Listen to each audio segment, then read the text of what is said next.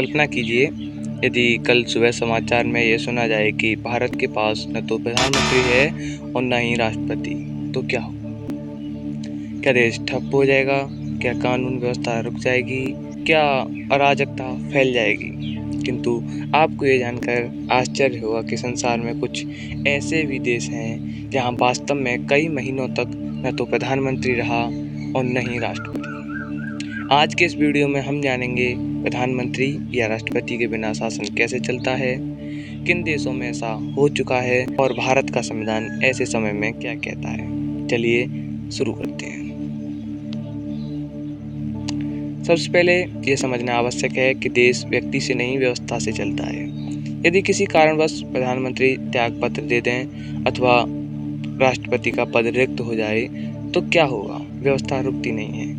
संविधान और नियम के अनुसार कार्यवाहक नेता नियुक्त किए जाते हैं। प्रशासनिक तंत्र जैसे अधिकारी, मंत्रालय आदि कार्य सुचारू रूप से चलाते रहते हैं। जिस प्रकार एक वाहन चालक के हटने पर भी इंजन चलता रहता है, उसी प्रकार देश की शासन व्यवस्था भी चलती रहती है। अब आइए उन वास्तविक उदाहरणों पर आते हैं जहां ये सच में हो चुका है। सबसे पहले हम बात करेंगे बेल्जियम की। बेल्जियम में 589 दिन बिना प्रधानमंत्री के रहे।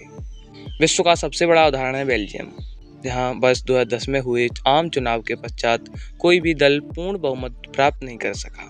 18 महीनों तक कोई गठबंधन सरकार नहीं बन सकी। परिणाम स्वरूप 589 दिनों तक वहां कोई स्थायी प्रधानमंत्री नहीं रहा। परंतु इस दौरान क्या हुआ? एक कार्यवाहक सरकार कार्यरत रही।